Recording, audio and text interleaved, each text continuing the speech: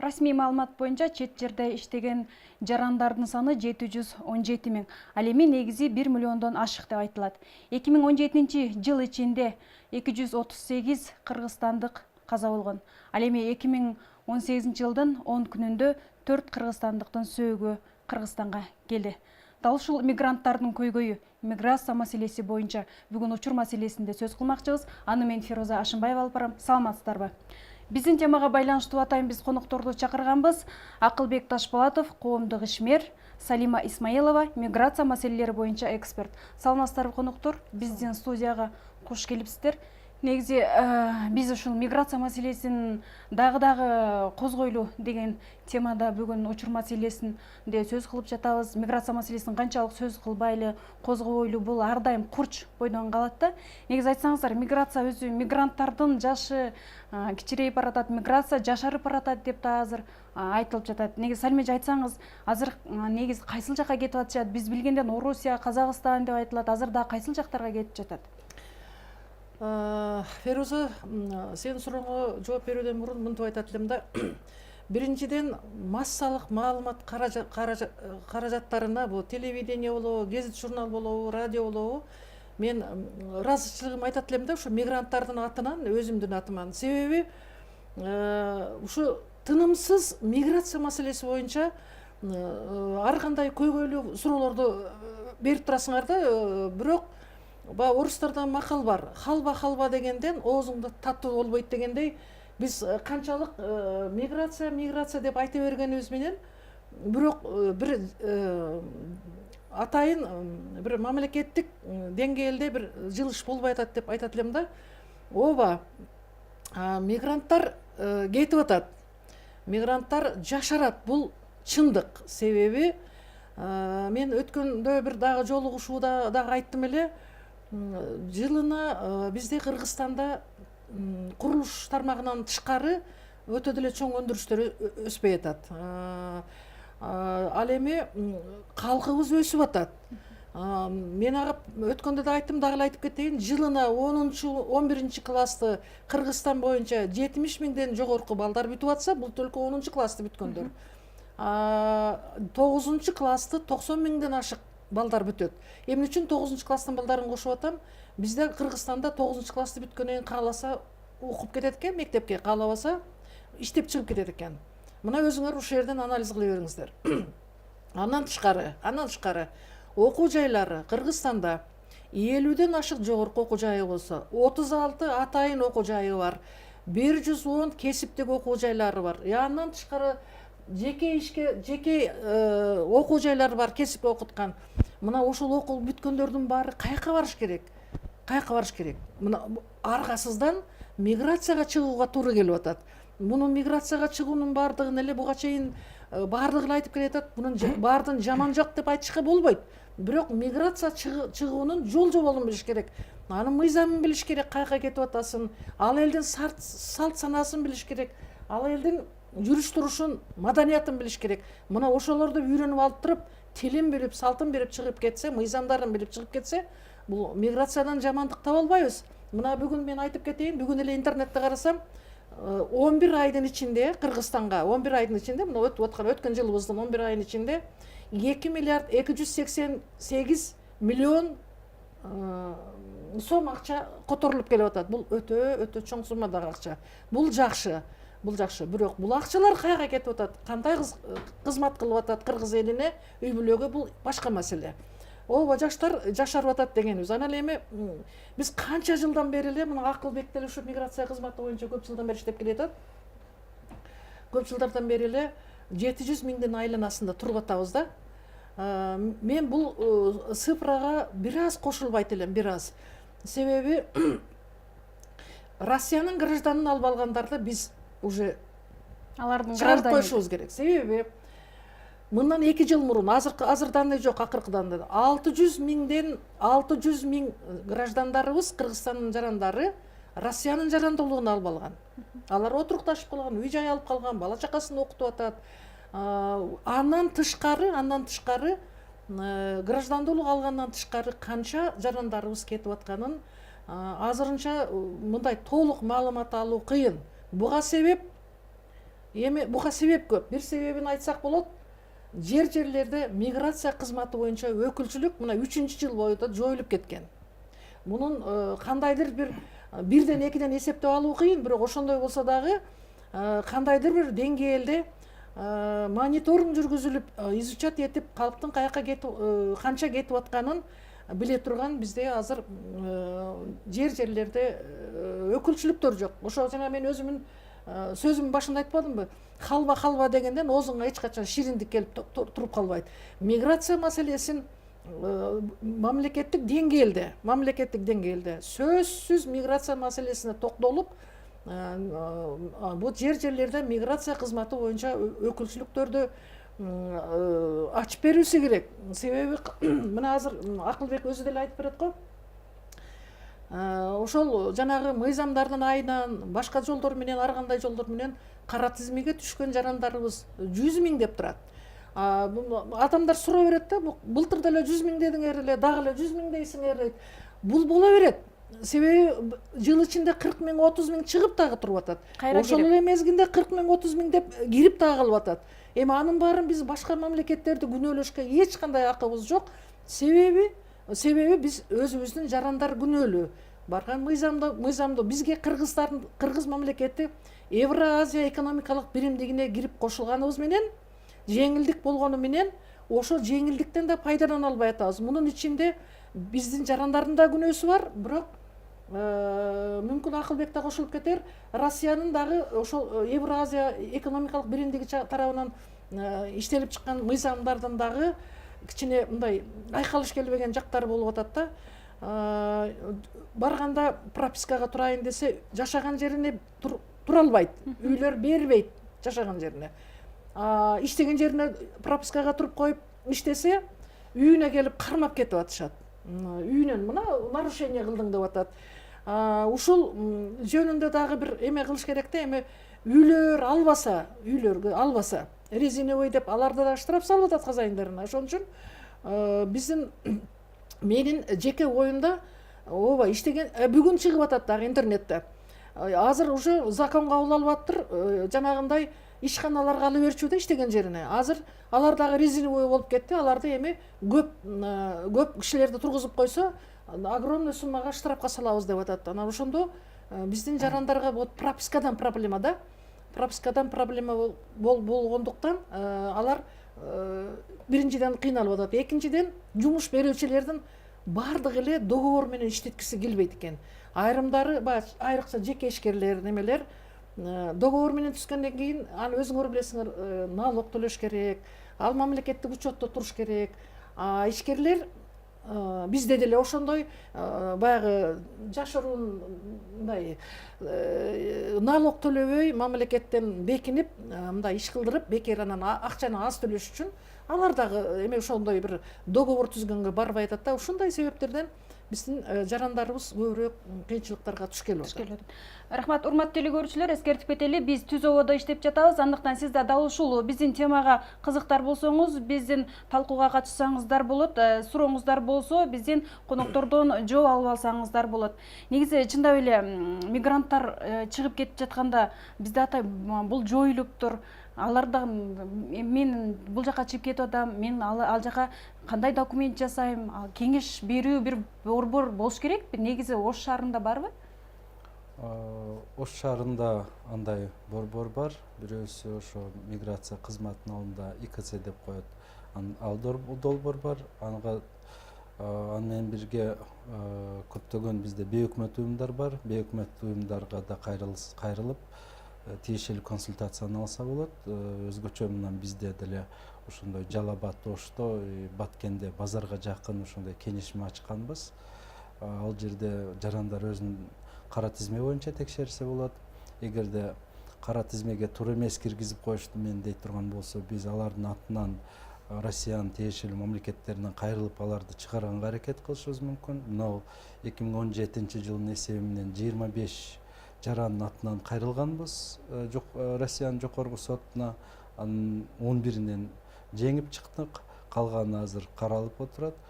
Мен оюмча ошол бейөкмөт уюмдарга кайрылса, Ошто чындыгында Салимай айтып кеткендей тилекке каршы миграция кызматынын өзүнүн өкүлчүлүктөрү жок региондо, ошондуктан ушул бар өкмөттөр менен маалымат алып кайрылса болот.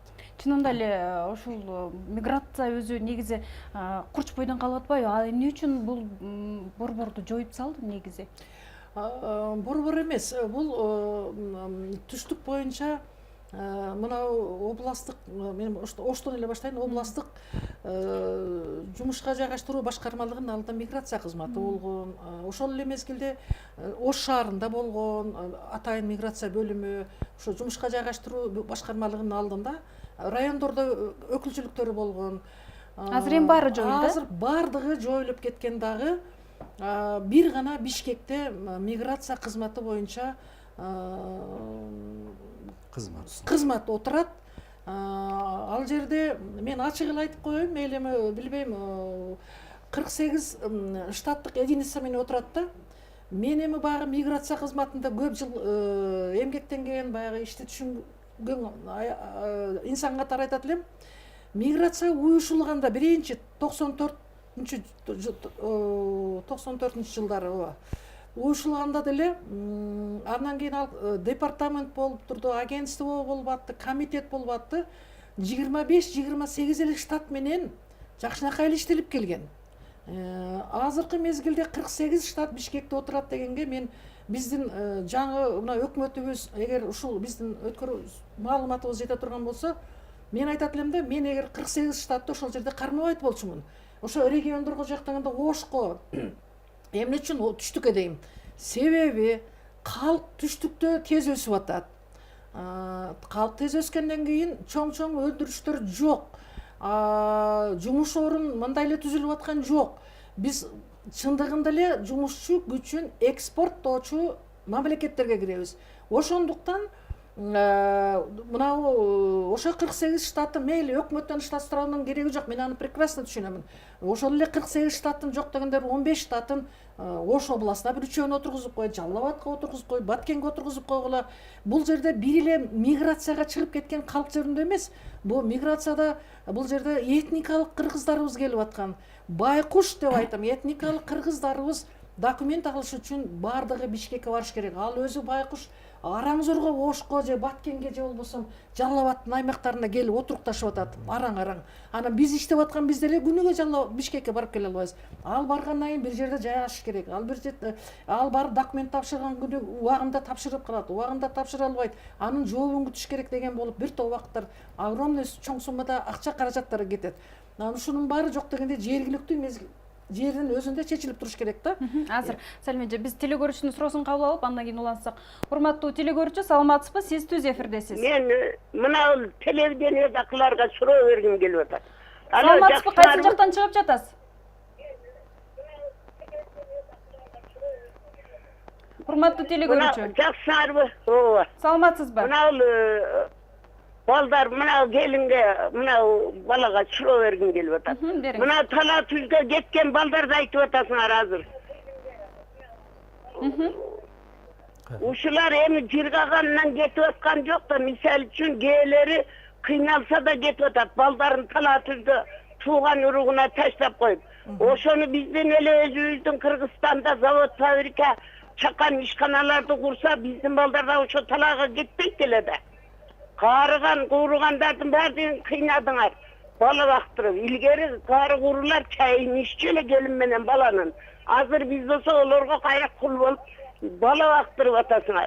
Кыйналып атабыз. Чындыгында ушу өзүбүздүн мамлекет биздин өзүбүздүн балдарга шарт түзүп берсе, тала түздө неге барсын, барбайт эле да.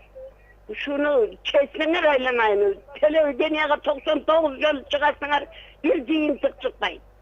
Рахмат. Рахмат сиздин сурооңузга. Сиз берген суроонун көйгөйүн биз да коюп атабыз. Ошо көп чыгып, ошону айтып атабыз. Бирок ушул жаштарыбыз ушул жерде иштеп эмгектенип калыш үчүн чоң ишканалар курулуш керек, чоң завод, фабрикалар курулуш керек. Бирок ошондой болгондо да, курулган күндө дагы эже биздин жаштарыбыз сыртка чыгууга муктаж болот. Bir жылдын ичинде 100 миң деген, 120 миң деген, 150 миң деген жумуш орун түзүү биздин Кыргызстан үчүн бул өтө оор нерсе. Анан биринчиден, экинчиден азыр мамлекетке эле жүктөп эле силер куруп бергиле дебестен биз азыр базар экономикасы деп коет. Ошо сиздин балдарыңыз, кыздарыңыз деле өзүнө өзү жумуш тапса болот. Майли сиздин балаңыз кетиштен мурун кесип алууга айтайын да. Эгерде сиздин балаңыз же кызыңыз, келиниңиз парикмахер болсо, кондитер болсо, же бир телевизор ойной турган уста, электрик болсо, деги койчу кесип алып алган болсо, мына ушул жерде эле иштейт, ушул жерде дагы жумушсуздар жетиштүү болот. Бирок тилекке каршы биздин балдарыбыз, жаштарыбыз жалаң эле жогорку билимди, орто билим алып алышып, анан кийин Кыргызстанда иштегилери келбей, ушу жогорку билим алып, анан билимдүү болуп алып туруп ушул жерде иштейбизби, жумушчу болуп, андан көрө деп сыртка чыгып кетип атышат. Мен сиздин сурооңузга кошулам. Ошо телевидениелер эмне үчүн ушул маселени көтөрүп чыгат? Ушул сиз берген суроону, биз айтып аткан суроо кимдир бирөөлөргө угулар бекен? Ушулар ушул мигранттардын көйгөйүн чечер бекен деп ушул телевизордон сөз кылып атабыз биз дагы. Рахмат, урматтуу көрүүчүлөр, биз түзөп одобуз, андыктан сиздердин да сурооңуздар болсо бизге байланышка чыксаңыздар болот. Негизи мигранттардын көйгөйү чет жакка чыккандан башталат эмеспи, Акылбек агай? Анан ал жакта көпчүлүгү негизи тилди да билбей барган биздин мигранттарыбыз бар. Негизи чет жакка чыгып жатканда тилди үйрөнүш керекпи? Аларга же болсо окуу курстарынан окуу деп шарт коюп, андан кийин да чыгарсак, балким алардын көйгөйү бир аз болсо да жеңилдейт. Мен мына миграцияга өзгөчө биздин жаштарыбыз миграцияга чыкканга өзгөчө шарт түзүп бергенге мен каршымын. Чындыгында өзү миграцияга деле каршымын. Себеби биздин өкмөтүбүзгө биздин эсебибиз боюнча 5 эле пайдалуу жагы бар, 25тен ашык зыяны бар миграциянын. Анын ичинде биздин коопсуздук, улуттук коопсуздугубузга, территориалдык биримдигине, мигранттардын ден соолугуна, биздин үй бүлө түзүлүшүнө бир нече ушундай терс жактары бар миграциянын. Ошондуктан мен мисалы чындыгында миграцияга каршымын. Биз атайын биздин жарандарыбызды даярдап бир жака тил үйрөтүп жөнөтүштөн мен алысмын, ал бойдон. Негизи эле сиздин оюңуз боюнча миграция маселесин жоюш керек өзү. Мигранттар миграция маселени жоюш бул кыйын. Жумушсуздукту жоюш керек. Бизде тилекке каршы завод курса деле ошо борбор жака жакын куруп кетти. Мисалы 2017-жылы Токмокто дагы жаңы завод ачышты. Мен ал нерсени түшүнбөйм, эмне үчүн ал заводду Лейлекке салышпады, эмне үчүн ал заводду Чоң Алайга салышпады, же эмне үчүн ал заводду Таласка же Нарынга салышпады. Дагы эле ошол айылдардан биздин мигранттар Россияга болбосо ошол Токмокко барып ошол заводко иштейин деп кетип калат айылынан. Эмне үчүн биздин ушундай инвестиция келип атканда биздин мамлекет ойлонуп, ошол заводдорду ошол мигранттар кетип аткан айылдарга, кетип аткан региондорго ачпайт. Ал мен оюмча бул чоң мындай туура эмес көрүнүч. Ал эми бизде суроо берүү үчүн конокторубуз чыккан. Алло, урматтуу теле көрүүчү, сиз түз эфирдесиз. Саламатсыздарбы? Саламатсызбы? Жаңы жыл жаңы. Келиңиз, кайсыл жактан чыгып жатасыз бизге? Каттаган шопурлардын атынан суроо берейин дедим. Биз Кыргызстанда айтпай эле коелук, мына Казакстанга киргенден баштап акча алат да. Казакстан алганда дагы биз как водитель Россияга каттайбыз. Казакстанга киргенден баштап каалайсыңбы зоолуктап туруп акча алышат да, кааласаң өтөсүң болсо өтпөйсүң деп. Ал бир. Анан бул гаилери алдыңан бисилешине, артыңан болсо каерде көрсө дагы бир немеде кууп жүрүп акча алышат. Обязательно 1000 теңгеден кем албайт. Ушу тууралуу бир жогорку бийликтегилер бир неме кылса болобу? Чара көрсө болбойбу ушуга? Сиз ошондо таможенный сиздерден акча алат, ошо? Ал бир немени коюп туруп баса, Казакстанга киргенде эле акча берсең өтөсүң машина, болбосо өтө албайсың. Рахмат, сурооңуз түшүнүктүү. Бул суроо өзү бизге тиешеси жок суроо, бирок ошондой болсо да мен бир аз түшүндүрүп кетейин.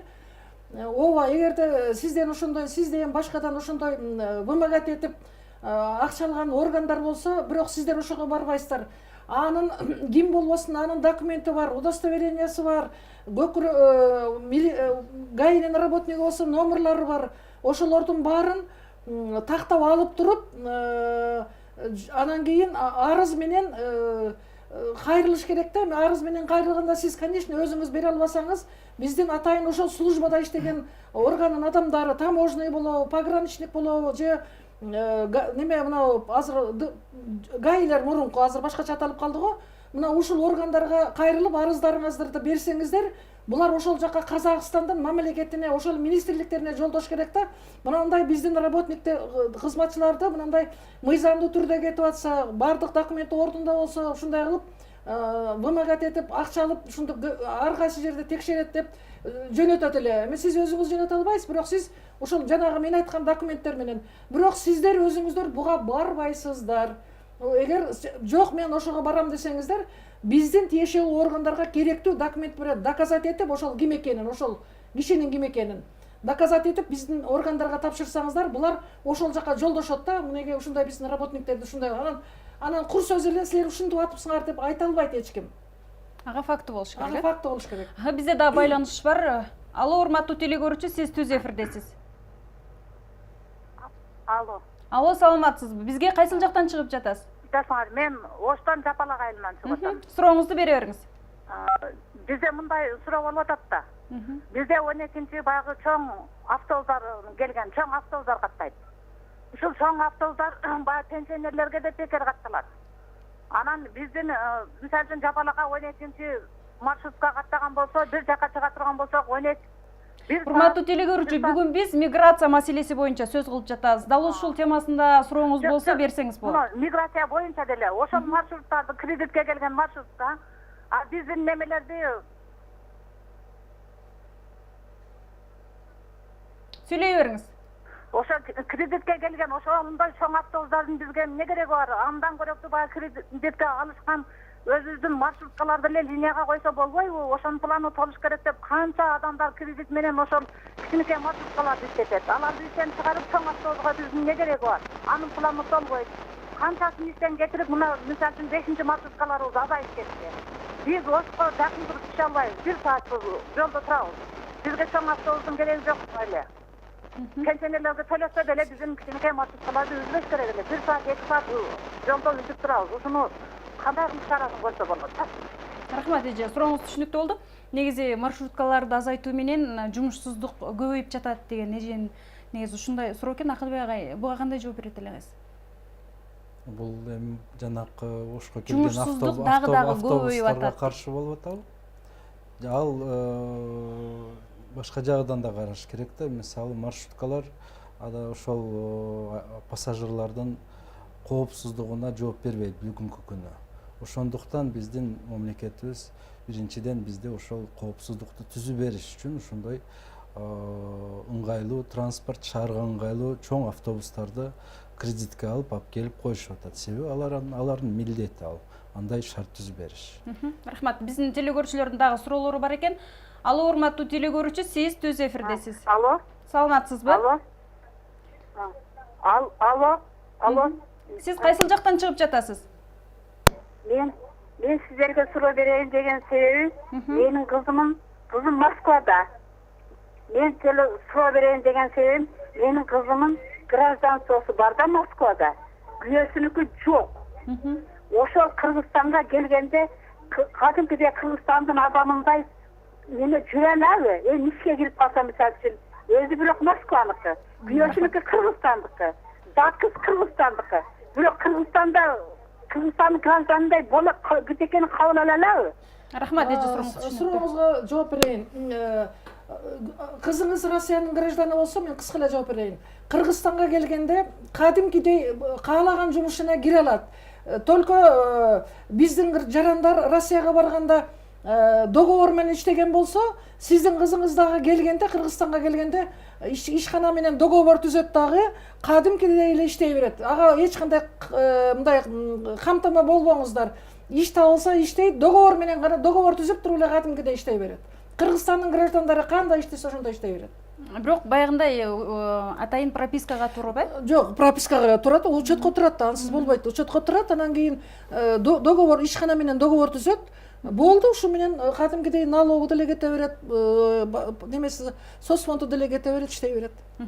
Бизде дагы байланышка чыккан телекөрүүчүлөр бар. Алло, урматтуу телекөрүүчү, сиз түз эфирдесиз. Алло, ассаламу алейкум. Саламатсызбы? Мына мен көрүп отурам. Даже менин неберемден бери бардыгы тең Россиянын гражданын да. Аялым да Россиянын гражданины. Үйлөрү ошактан алышкан. Анан олар келип жерге жашаганда кандай болот, ошону сурайын дедим эле. Алар келгенде кандай жашашат деген сурооңуз, сизде?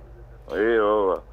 Келгенде мен азыр эле айтып кеттим, келип эгерде Кыргызстанда түбөлүк калабыз, кетпейбиз десе, эгерде граждандуулуктан бияктан чыгып кеткенде президенттин указы менен чыгып кеткен болсо, анда кайра граждандуулукка тапшырып Кыргызстандын жарандыгын ала алат. Эгерде Кыргызстандан кетип атканда граждандуулуктан президенттин указы менен чыкпай эле, жөн эле пропискадан чыгып кеткен болсо, мына учеттон чыгып барып жарандуулук алган болсо, анда алар жарандуулугун жоготкон жок, өзүнүн паспорту бар болсо, Кыргызстандын паспорту сакталган болсо иштей берет. Сакталбаган болсо, жанагы Россиянын паспортунун негизинде ишке кире турган болсо, эмгек договорун түзөт дагы ошонун негизинде иштейт. Ал эми жөн эле жашап, бала чакасын жашайм десе, келет дагы учетко тургузат, учет менен жашай берет, эч ким ага тоскоолдук бербейт. Рахмат. Бизге дагы байланышка чыккан телекөрүүчүлөр бар. Алло, урматтуу телекөрүүчү, саламатсызбы? Сиз түз эфирдесиз. Алло, салам алейкум. Саламатсызбы? Баткенден болобуз, Баткенден. Сурооңузду беребиз. Россия каттайбызчы. Бул Казакстанда жүргөндө өтө акча көп кетип атат эми. Болбогондо 2000 теңге, 5000 теңге. Ошону бир көзөмөлдөгөн арзан сактаган эчтеке чыкпай жатат. Тыянак чыкпай жатат, себеби бирөөнүн элинде. Ошого бир хотя бы телевидениеден бир айда бир рейд кылып коюш керек да булчу. Биз тапкан акчабызды жолго казакка берип атабыз. Рахмат, сурооңуз түшүнүктүү. Негизи көзөмөлдөй турган чындап эле органдар болуш керек. Бул киши аксакал киши жаран туура эле суроо берип атат. Мен өзүм ошо миграция кызматында иштеп жүргөн мезгилимде биздин департаменттин директору, миграция кызматы боюнча департаменттин башчысы, МИДтин кызматкери, МВДнын кызматкери, Түштүк регионунан мен жумуштуулук боюнча управлениянын Бишкектен главный управлениянын башчысы болуп туруп, поезд менен поездда деп элдерди кыйнап атат дегенде, биз поезд менен Самарага чейин бардык. Кадимки простой вагонго отуруп алып барып, биз текшерип, мындай элди кантип кыйнайт деген изучат эткен боюнча барганбызда, бул киши туура айтып атат. Мына немелер массалык маалымат каражаттарын алып атайын өкүлдөр бир рейдке чыгып койсо туура эле болот деген ойдомун, бирок билбейм, бул суроого биздин жооп бере турган укугубуз жок. Бул боюнча тиешелүү министрликтер жооп бериш керек. Бизде дагы байланышка чыккан телекөрүүчүлөр бар. Урматтуу телекөрүүчү, саламатсызбы? Сиз түз эфирдесиз. Саламатсызбы? Мен Өзбекстандын аялым Өзбекстанда да Кыргызстан паспорту болобу деп. Урматтуу телекөрүүчү, сиздин үнүңүз бизге такыр угулбай жатат. Бир аз катагыраак сүйлөсөңүз.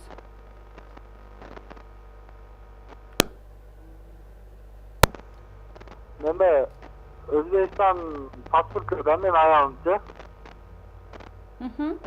Паспорту болобу деп сурайын дедим эле. Түшүнүктүү. Эгерде сиздин аялыңыз Россиянын, Өзбекстандын жараны болсо, сиз Кыргызстандын жараны болсоңуз, аялыңыздын улуту кыргыз болсо, этникалык кыргыз катары миграция кызматына арыз берип, кайрылман деген статусун алып, анан паспортко документ тапшырса боло берет. Биздин миграция маселесиндеги көйгөй аябай учурдун талабы болгондуктан бизге телефон чалган телекөрүүчүлөр көбөйүп жатат. Дагы да телефонго биз байланышка чыккан телекөрүүчүлөр бар. Урматтуу телекөрүүчү, саламатсызбы? Сиздин сурооңуз болсо бере бериңиз. Урматтуу телекөрүүчү, сиз түз эфирдесиз. Да. Алло, саламатсызбы? Саламатсызбы? Бизге кайсыл жактан чыгып жатасыз? Мен Жалал Абадтан чалып атылем. Сурооңузду бере бериңиз. Жалал Абадтан чалып атылем. Мен суроом мындай да. Бере бериңиз. Короче, биздин менин аялым, бала чакам бардыгы гражданин России. Biz 2005 жылдары чыйып кеткенбиз. Барды гражданство. Ошону биз отказ от гражданства кылып, кантип Кыргызстан гражданиндерин кайтып алсак болот. Рахмат, сурооңуз түшүнүктүү. Сиз Россиянын гражданымын деди. Россиянын гражданы болсоңуз, дагы айтам кайталап, эгерде сиз чыгып кетип атканыңызда, Россиядан, Кыргызстандан кетип атканда Кыргызстандын президентинин указы менен, жарлыгы менен граждандуулуктан чыгып кеткен болсоңуз, арыз берип, кайрадан граждандуулук алышка укугуңуз бар. Ал оор деле эмес, 1 жылга жетпей граждандуулук аласыз. А эгерде сиз Россиянын жарандуулугун алганда Кыргызстандын президентинин жарлыгы менен граждандуулуктан чыкты деген указ чыкпай эле учеттон чыгып барып эле алган болсоңуз, негизи ошондой болуш керек. Жана на постоянное место жительства деп чыгып кетип граждандуулук алган болсоңуз, анда сиздин граждандуулугуңуз сакталат, сиз паспорт алсаңыз боло берет. Бул боюнча Акылбек мырза да кошуп койсо болот. Азыр биз телекөрүүчүнүн суроосун кабыл алып, андан кийин кошумчаласаңыз болот. Урматтуу телекөрүүчү, сиз түз эфирдесиз. Саламатсыздарбы? Саламатсызбы? Миграция боюнча, паспорт боюнча. Биздин балабыз Москвада жүрөт. Анан кийин паспорттун срогу түгөп калганда, ошону кантип алсак болот? Канча турат азыркы жаңы паспорт? Азыр балаңыз Россияда. Өзү. Акылбек агай. Ошол жашаган шаарында биздин өкүлчүлүгүбүз болсо, биздин өкүлчүлүгүбүзгө кайрылып, биздин өкүлчүлүгүбүз аркылуу паспортун алмаштырса болот. Ошо өкүлчүлүгүңүзгө кандай кайрылат айткыңызчы? Ошо Кыргызстан посольствосуна эле, Кыргызстан посольствосуна кайрылат. Ошол жерден паспортду алмаштырса болот. Паспорту канча турат? Паспорту ошол мамлекеттик баада эле болот. Канча эми приблизительно? Аны миңге жетпеген эле акча болсо керек. Рахмат. Рахмат байланышка чыкканыңыз үчүн. Негизи азыр эмгекке жарандуу, ишке жарандуу жаштардын бардыгы чет жака чыгып кетип жатат. Негизи биздин эң көйгөйлүү маселе десек болот да. Бул Кыргызстандын келечегине кооптуу эмес дегенге канчалык деңгээлде кепилдик бар негизи? Миграцияны өзү мындай 3 чоң кыймылга бөлсөк болот да. Биринчи кыймыл бул 90-жылдары кеткен миграцияга, бирок анда ал учурда көбүнчө орус, немис, башка улуттагы адамдар кетишкен. Экинчи кыймыл бул мына 2000-жылдан бери. 2000-жылдан бери тилеге каршы көбүнчө жаштар кетип атат. 85%дан көбү жаштар. Алардын басымдуу катмары бул этникалык улуту кыргыздар кетишип атат миграцияга. Үчүнчү кыймыл бул ички миграция. Айылдардан, кичинекей шаарлардан чоң шаарларга көчүү.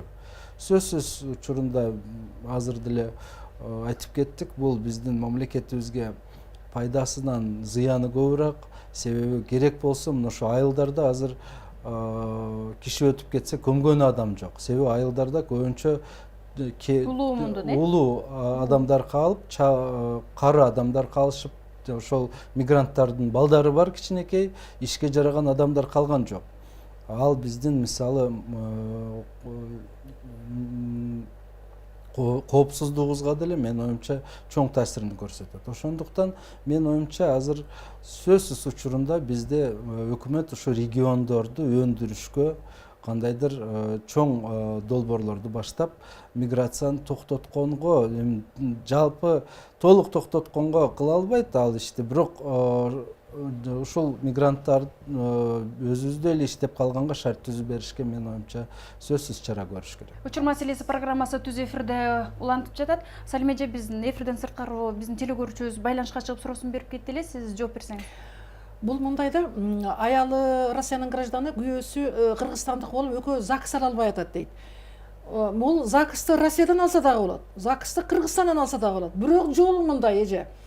Эгер Кыргызстанга келип алса, келген болсо, Россияда жашаган жерден справка алып келиш керек кызыңыз. Никеге турган эмес, никеси жок деген ал жактан подтверждение кагаз бериш керек да, тияктан. Анда ошонун негизинде Кыргызстанда регистрация болот. Эгерде Россияда катталат элек десе, анда күйөөсү бул жактан справка алып барат. Немеде никеде Кыргызстанда никеде турган жок, никеси жок деген справканы алып барса, алын ошол жерде ал жактан никеден өтсө боло берет. Просто бул жерде элементарный бир жеңил эле мыйзамдарды түшүнбөстүктүн айынан болуп атат да. Ал эми 2 баласы бар дейт, документи жок дейт. буга башка закон бар Кыргызстанда. Раз атасы менин балам, менин кызым деп аталыкты аныктоо деген кагаз бар, арыз бар. Аталыкты аныктоо деген арыз жазса, ошонун негизинде атасына кадимкидей никедей тургандай кылып жазып берет. Бул жерде эми, конечно, бул сиздердин күнөөңүздөр эмес, просто баягы мыйзамды түшүнбөгөндүктүн айынан ушундай бир арзыбаган нерсеге тоскоолдуктар менен жүрүп атасыздар. Менин оюмча силерге түшүнүктүү эле түшүндүрдүм окшойт. Биз азыр акыркы байланышты кабыл алсак, урматтуу телекөрүүчү, сиз түз эфирдесиз. Байланыш үзүлүп калды. Биздин программа урматтуу телекөрүүчү. Ооба там. Саламатсызбы? Келиңиз. Сиз түз эфирдесиз, сурооңузду бере бериңиз. Казакстанын гражданын алгандар кайра Кыргызстанга келсе кандай кылып граждан салса болот? Рахмат, сурооңуз түшүнүктүү. Жанагы мен айтып аттым, эгер уксаңыз керек. Кыргызстандын эгерде немеден албаса, президенттин жарлыгы менен граждандуулуктан чыкпаган болсо, ал өзүнүн паспортун келип, Кыргызстандын паспорту бар болсо, ошо менен жашаса боло берет.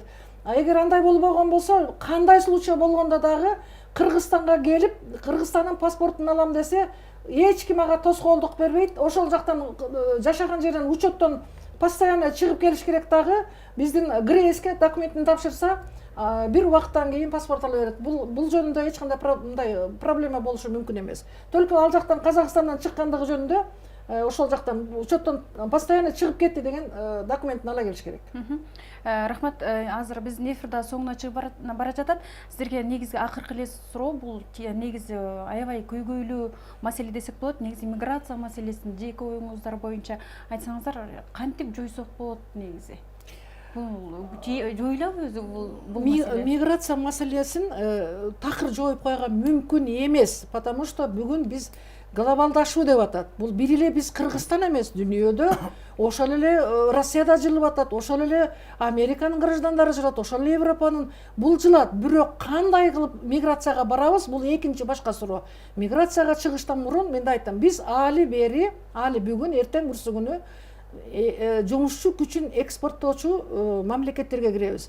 Ошондуктан негизи сыртка чыгып кете тургандар мына мектепте көбүрөөк түшүндүрүү иштери жүргүзүлсө, мына билим берүү башкармалыктары, ушу биздин мына жумуштуулук боюнча башкармалыктар, дагы бир топ немелер ушу жаштарга кесип тандоону үйрөтүш керек. Барып алып биздер кара жумушка отуруп калып атат, айлыгы аз жумуштарга иштеп калып атат.